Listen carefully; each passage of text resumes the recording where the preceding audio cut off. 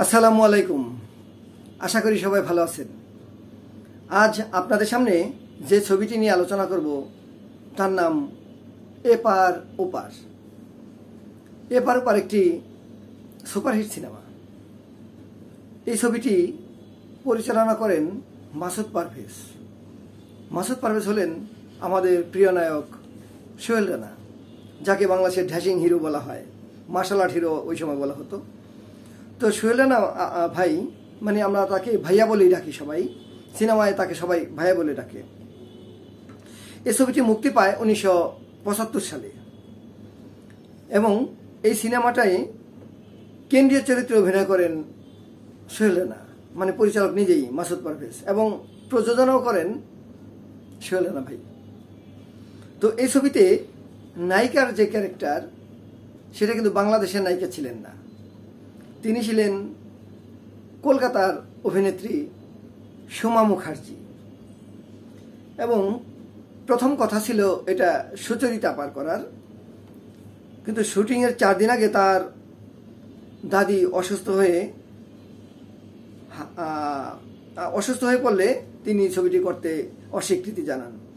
তখন সুমিতা দেবী সোহেল রানার কাছে বললেন যে কলকাতার সোমা মুখার্জির নাম প্রস্তাব করেন। সিনেমার অধিকাংশ দৃশ্য শুটিং হয়েছিল সিলেটের জয়ন্তাপুরে, এবং সোমার বাবা মেয়েকে নিয়ে কলকাতা থেকে সোজা চলে যান সিলেটের জয়ন্তাপুর। ওখানে থেকে ছবিটি শেষ করে তারপর আবার ওখান থেকেই চলে যান।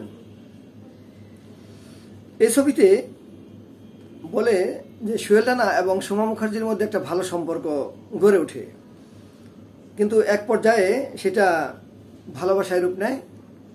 তখন সোমা মুখার্জির বাবা এতে বাধ সাধেন।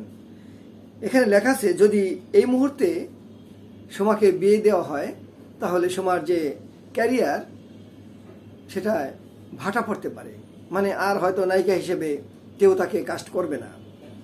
এজন্য আর বিয়ে শাদী হলো না, তাকে নিয়ে চলে গেলেন আবার কলকাতায়। এই ছবির সঙ্গীত পরিচালক ছিলেন আমাদের বাংলাদেশের বিখ্যাত সঙ্গীত পরিচালক আজাদ রহমান, এবং আজাদ রহমানের এই ছবির একটি গান কিন্তু মানুষের মুখে মুখে আছে, সবাই জানেন আপনারা, হয়তো আমি বললে মনে পড়ে যাবে। ভালোবাসার মূল্য কত সে তো আমি জানি না, কি মনে পড়েছে? হ্যাঁ, এই গানটি এই ছবির, এবং এটি ঢাকার নাজে মুক্তি পেল এপার ওপার। তখন ঠাটারি বাজার লাগোয়া রোডে সোহেল রানা বলতেছেন, আমি ওয়ারি হেয়ার স্টেটে থাকতাম, হাঁটা পথের দূরত্ব না। এখানে বলছেন লুৎফর রহমান রিটন, যিনি বাংলাদেশের একজন বিখ্যাত সরাকার, তিনি বলতেছেন যে আমি ঠাটারি বাজারই থাকতাম। তো যেহেতু সোহেল রানাও আশেপাশে থাকতো, তো নিজের মহল্লার নায়ক বলে কথা, আমি তার বাসার সামনে অনেক সময় দাঁড়িয়েও থাকতাম তাকে দেখার জন্য। তো এই ছবিটি আমি সিনেমা হলে দেখে তার প্রতি আমি একদম মানে ভালোবাসা উজাড় করে দিই।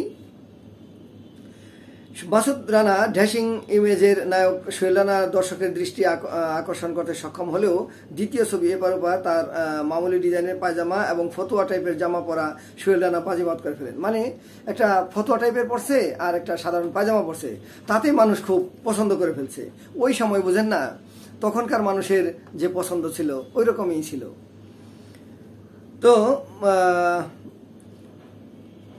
যাত্রার ঢঙে সংলাপ প্রক্ষেপণ করতো ওই সময়ের যে সিনেমাগুলো হতো, মানে অনেক উচ্চ স্বরে ডায়লগ দিত, কিন্তু এই ছবিতে খুব সফট ডায়লগ, নরম নরম সুরে ডায়লগ দেওয়া হয়েছে।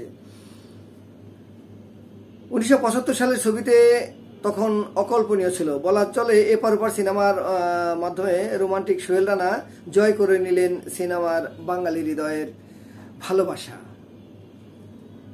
আর ভালোবাসার মূল্য কত গানটি হয়ে গেল সুপার ডুপার হিট, মানুষের মুখে মুখে হয়ে গেল, এবং ছবিটিও সুপার ডুপার হিট হয়ে গেল। এই গানটির ভালোবাসার মূল্য কতর আবার ইতিহাস আছে। এখানে লেখা আছে আব্দুল জাব্বার ছিলেন এটার মূল শিল্পী, কিন্তু এটা 2 বার গানটা গাইতে হবে, একবার একটু রোমান্টিক ইমেজে, একবার স্যাড, মানে একটু দুঃখ ভরাক্রান্ত মন নিয়ে গানটা গাইতে হবে। কিন্তু আব্দুল জব্বার সাহেব কি বললেন যে 2 বার যদি আমি গানটা গাই তাহলে আমাকে 2 বার পারিশ্রমিক দিতে হবে।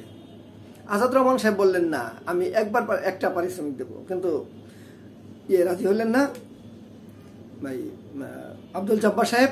তখন নিজেই গানটি গেয়ে ফেললেন। মানে এই গানটির গায়ক কিন্তু আজাদ রহমান নিজে, সুরকার নিজে। হ্যাঁ, গানটি তিনি গেয়ে ফেললেন। সোহেল রানা বললেন যে অনেক সুন্দর হয়েছে, এই গানটি ছবিতে থাকবে, অন্য কোনো শিল্পীর গাইতে হবে না। প্রসঙ্গত মাসুদ পারভেজ ওরফে সোহেল রানা স্বাধীন বাংলাদেশের প্রথম মুক্তিযুদ্ধ ভিত্তিক সিনেমা উড়া 11 জনের প্রযোজক। তিনি শুভ অভিনয়ের পাশাপাশি 2 ডজনের বেশি ছবি প্রযোজনা এবং পরিচালনা করেন। অর্থাৎ তিনি নায়ক ছিলেন, সাথে ছবি পরিচালনা করতেন এবং প্রযোজনা করতেন। বাংলাদেশে প্রথম যে মুক্তিযুদ্ধের সিনেমা হয় উড়া 11 জন, চাষী নজরুল ইসলাম পরিচালিত, সেই সিনেমার প্রযোজকও ছিলেন সোহেল রানা। তো ভাইয়ার প্রতি শ্রদ্ধা জানাই এবং এই ছবিতে যারা যারা ছিলেন সবার প্রতি শ্রদ্ধা জানিয়ে আজকের মতো এখানে শেষ করছি। আপনারা যারা দেখছেন তারা আমার সাথে থাকবেন, সাবস্ক্রাইব করলে আমি খুব খুশি হব। আসসালামু আলাইকুম।